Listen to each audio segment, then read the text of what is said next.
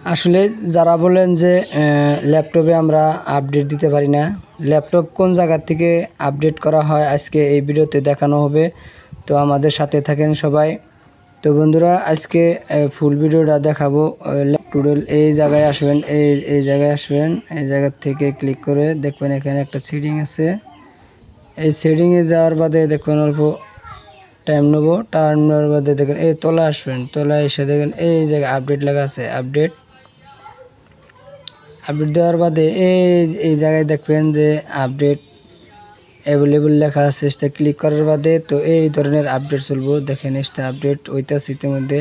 আর বিশেষ করে এই যে যেটা এই জায়গাটা যে আছেন, এই জায়গাটা অফ থাকলে হবে না, অন থাকা লাগবে।